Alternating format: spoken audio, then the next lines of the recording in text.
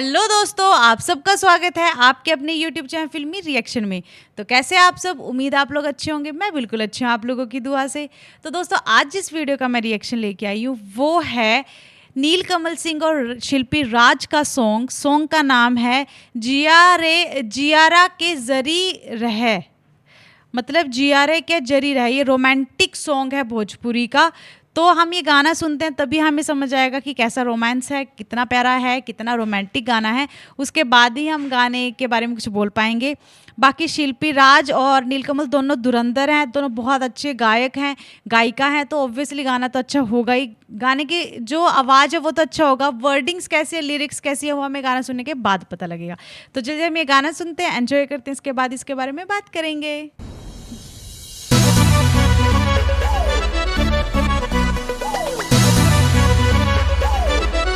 Copyright, ये तो होना ही था।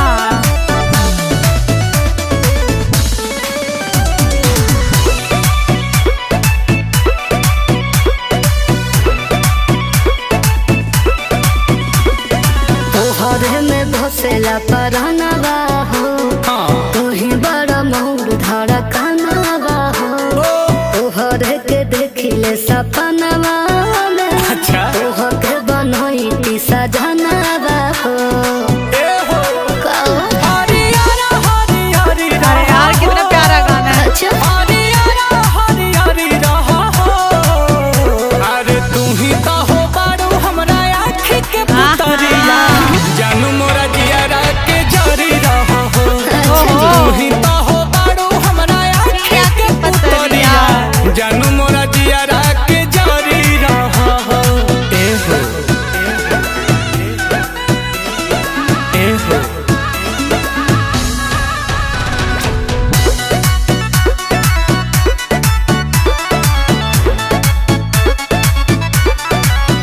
अरे तू ही सब धन बाड़ू, पहिला पसंद बाड़ू हमके। अरे हमके ए हो मारेला करेंट, ताहर देही आई सेंट लेखा गमके। अरे गमके ई मोहब्बत के हमरा कहानी के, तू ही राजा बड़ो ए हो रानी के। सचो परिवार लेखा परी रहा हो, परिवार लेखा परी रहा हो। तू ही तो हो बाड़ू हमरा आँखी के पुतरिया, जानू मोरा जियारा के जरी रहा हो। तू ही तो हो बाड़ू हमरा आँखी के पुतरिया, जानू मोरा जियारा के जरी रहा हो।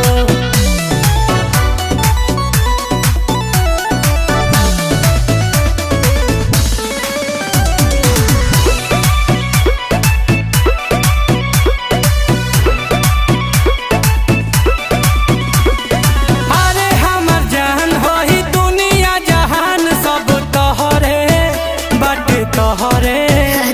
कि हो सरकार होई दिलावा में प्यार बड़ी गहरे बाटे गहरे। नीलकमल तहारे समाइल हो, पर जाके भी तो समाइल हो। सचो में फूल नियन फूल झरी रहा हो, फूल नियन फूल झरी रहा हो। तू ही तो हो बाड़ू हमरा आँखी के पुतरिया, जानू मोरा जियारा के जरी रहा हो। तू ही तो हो बाड़ू हमरा आँखी के पुतरिया, जानू मोरा जियारा के जरी रहा हो। क्या गाना है। तो पहले आप लोग मुझे एक बात बताओ, इस चीज़ का एक अलग ही मजा है ना कि आप जिससे प्यार करते हो उसी के साथ रोमांटिक सॉन्ग कर रहे हो। इससे बड़ी तो कोई बात हो ही नहीं सकती। और अगर आप जिसके साथ रोमांटिक सॉन्ग कर रहे हो और उसी को ही प्यार करते हो तो इससे भी बड़ी बात कुछ नहीं हो सकती। आप समझ रहे हो ना मैं क्या कह रही हूँ?